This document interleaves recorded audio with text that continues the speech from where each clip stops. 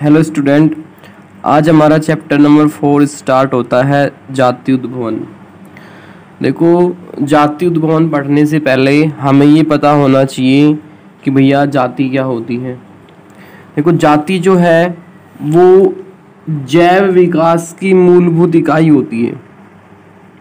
जाति जो है स्पीसीज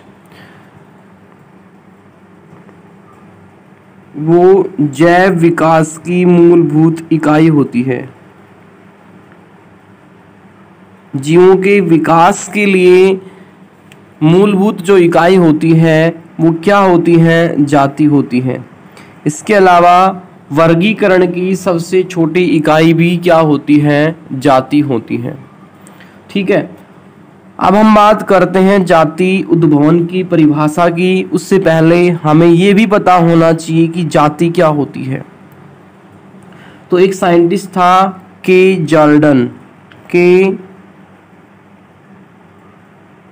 जार्डन, इसने क्या बताया कि जाति क्या होती है। देखो, के जार्डन के अनुसार जाति जो होती हैं वो ऐसी समष्टियां होती हैं। के जार्डन के अनुसार जाति ऐसी समष्टियां होती हैं जो क्या करती हैं? अंतः प्रजनन करती हैं। जो अंतः प्रजनन करती हैं। क्या करती हैं भैया? अंतः प्रजनन कर सकती हैं, लेकिन दूसरी जाति के जीवों के साथ प्रजनन नहीं करती हैं। जाति ऐसी समष्टियां होती हैं जो क्या करती हैं? अंतः प्रजनन कर सकती हैं, लेकिन दूसरी जाति जो है उनके जीवों के साथ भी क्या कर सकती हैं? प्रजनन कर सकती हैं।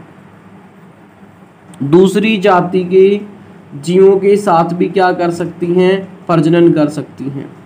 ठीक है, पहली बात तो करती है नहीं वैसे दूसरी जाति के जीवों के साथ, लेकिन यदि दूसरी जाति के जीवों के साथ प्रजनन करती है तो उनकी संतानें जो होती हैं वो क्या होती हैं? बंध होती हैं। क्या होती हैं? बंध होती हैं। तो के जार्डन ने क्या बताया कि जाति ऐसी समस्याएं होती हैं जो अंतः प्रजनन कर सकती हैं और दूसरी जाति के जीवों के साथ प्रजनन नहीं करती हैं, और यदि करती हैं तो उनकी संतानें क्या होती हैं? बंध होती हैं। उसके बाद एक साइंटिस्ट था लॉस्टन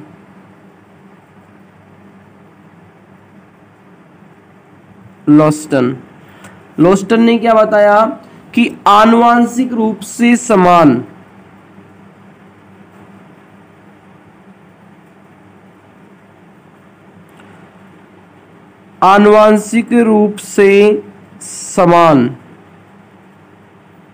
जो जीव होते हैं उनका समूह, आनुवांशिक रूप से समान जीवों का समूह क्या कहलाता है? जाति कहलाता है। ठीक है, तो ये दो वैज्ञानिक थे, इन्होंने अपने अपने तरीके से जाति की परिभाषा जो है उसको डिकोड किया। अब हम बात करते हैं जाति उद्भवन के कारण। जाति उद्भवन के कारण क्या क्या कारण है नई जाति बनने के?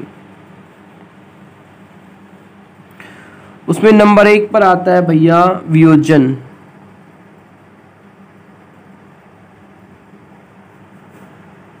नंबर 1 पर आता है वियोजन।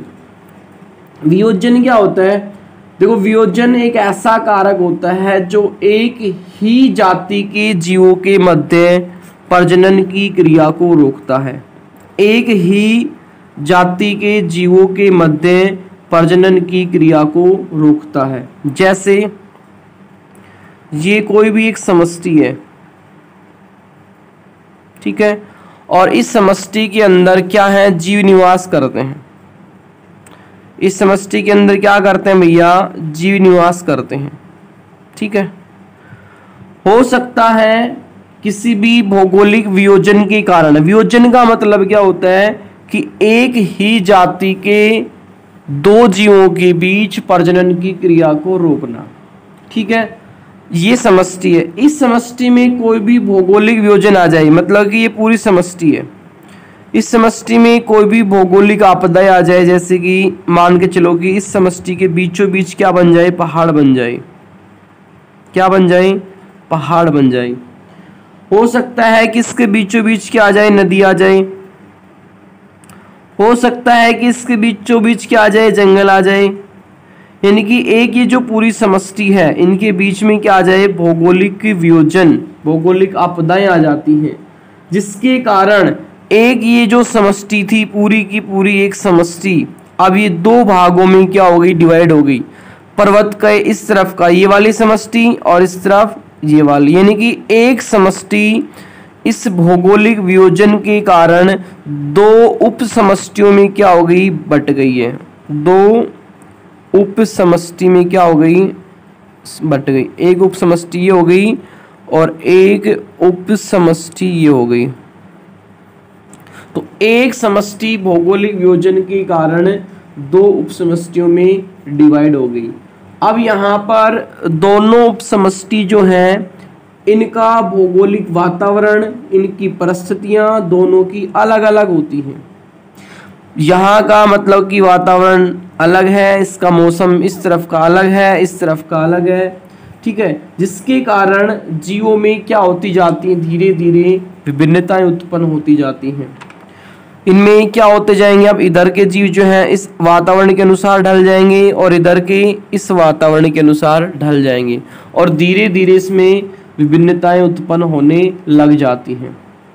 और हजारों लाखों वर्ष के बाद इनमें इतना अधिक परिवर्तन हो जाता है, हजारों लाखों वर्ष पश्चात, कि यदि इन दोनों के मध्य ये कोई वियोजन जो है इसको हटा भी दिया जाए, क्योंकि ये समष्टि लाखों साल बाद यहाँ से एक नई जाति बनेगी, इधर से एक नई जाति बनेगी, और लाखों साल बाद इस वियोजन को हटा भी दिया जाए तो ये दोनों के दोनों जो जीव होते हैं आपस में क्या नहीं करते हैं, प्रजनन नहीं कर पाएंगे।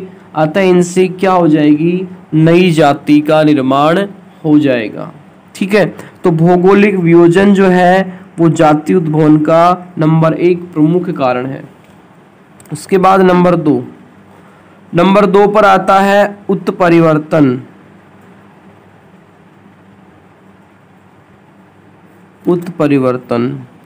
उत्परिवर्तन हमने भैया कल भी पढ़ा था।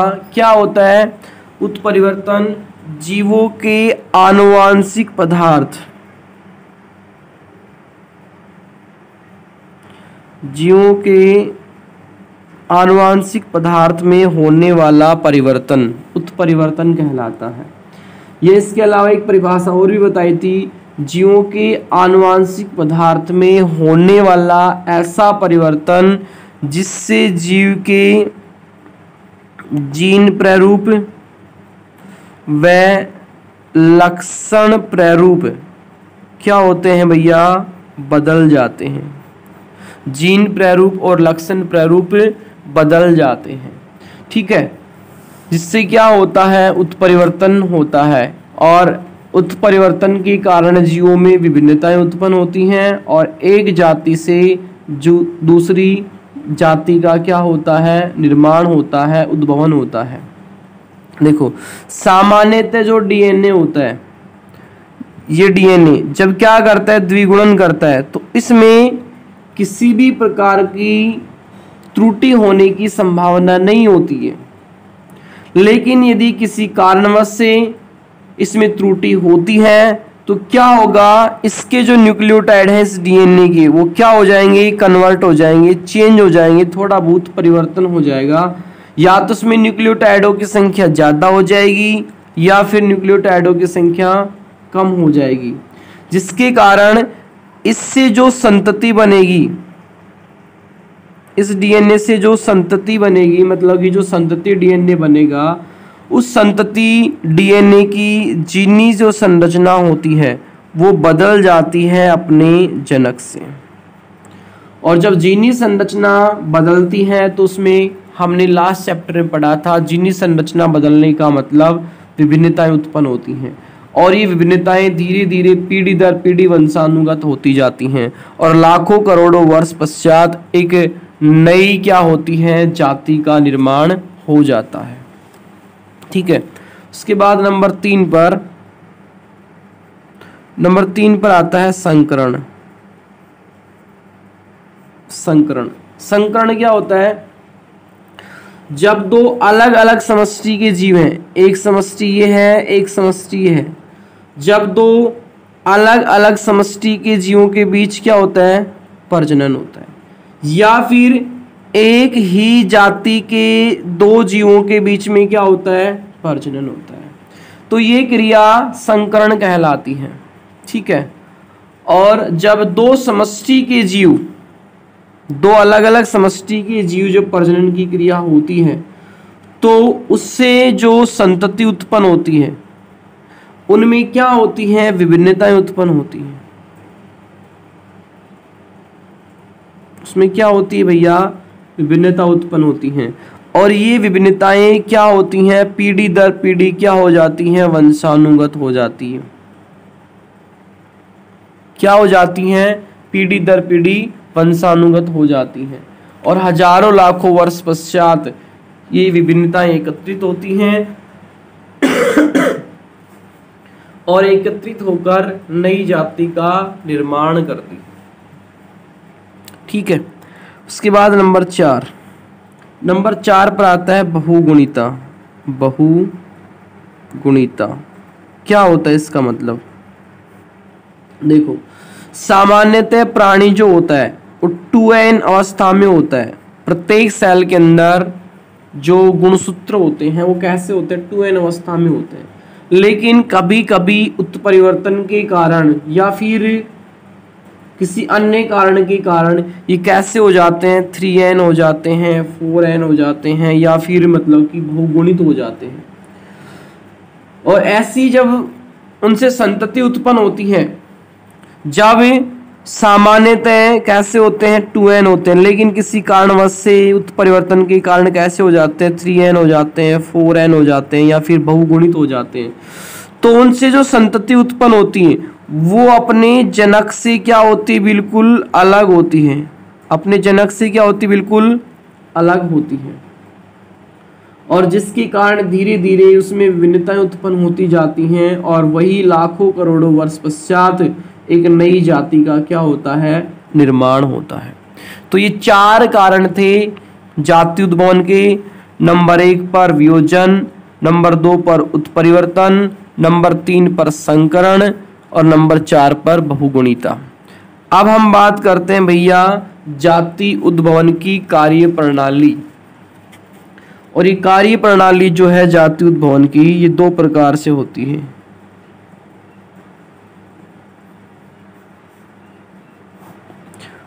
नंबर 1 पर आती है जाति वृत्ति।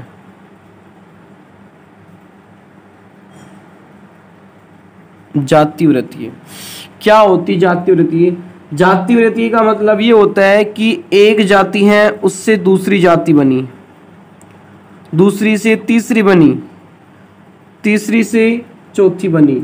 मतलब कि इस प्रकार के जाति उद्भवन में एक जाति से दूसरी जाति का निर्माण हुआ, दूसरी से तीसरी का हुआ, तीसरी से चौथी जाति का निर्माण हुआ, और इस प्रकार से ये क्रिया लगातार कंटिन्यू क्या होती रहती है, चलती रहती है। और लास्ट में जब हम आगे की तरफ बढ़ते जाते हैं तो इसकी जो मूल रूप से जो पहली वाली जाति होती है वो क्या हो जाती है, खत्म हो जाती है, नष्ट हो जाती है, विलुप्त हो जाती है। मतलब एक से दूसरी बनी, दूसरी से तीसरी, तीसरी से चौथी, और पहली वाली जो जाति वो क्या हो जाती है, पूर्ण रूप से विलुप्त हो जाती है। ये था नंबर 1 पर जाति वृत्ति। नंबर 2 पर आता है जाति उद्भवन। इसमें क्या होता है? इसमें क्या होता है कि जब कोई समष्टि विभिन्न कारणों से अनेक उप समष्टियों में कन्वर्ट हो जाती है, जैसे कि एक स्पीसीज ये हो गई ए, इससे बन गई स्पीसीज बी, इससे बन गई स्पीसीज सी, इससे बन गई स्पीसीज डी। मतलब कि ये एक जाति ये थी, ये क्या होती हैं, ये किसी भी कारणवश अनेक उप समष्टियों में क्या हो जाती है, डिवाइड हो जाती है। बी में हो गई, सी में हो गई, डी में हो गई, ऐसे, ठीक है। या फिर स्पीसीज ई, अनेक कारण से क्या हो जाती है, एक जाति अलग अलग उप समष्टियों में जब डिवाइड हो जाती है और लास्ट तक उसमें अंत तक उसकी जो मूल रूप से जो पहली वाली जाति मूल जाति है वो भी उपस्थित होती है, तो उसे हम बोलते हैं जाति उद्भवन।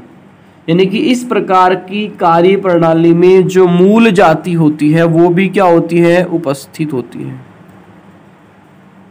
मूल जाति भी क्या होती है भैया, उपस्थित होती है। जाति वृत्ति में मूल जाति क्या हो गई थी, बिल्कुल विलुप्त हो गई थी, लेकिन यहाँ पर जाति उद्भवन में मूल जाति क्या होती है, उपस्थित होती है। ठीक है, तो ये अपना नंबर 4 चैप्टर था, जाति उद्भवन। जाति क्या होती है जॉर्डन और लॉस्टन के अनुसार। उसके बाद में जाति उद्भवन के कारण 4 है, वियोजन, उत्परिवर्तन, संकरण और बहुगुणिता। कार्य प्रणाली की बात करते हैं, 2 प्रकार से होती है, जाति वृत्तीय, जाति उद्भवन। जाति वृत्तीय में मूल जाति क्या हो जाती है, विलुप्त हो जाती है, जाति उद्भवन में नहीं होती है।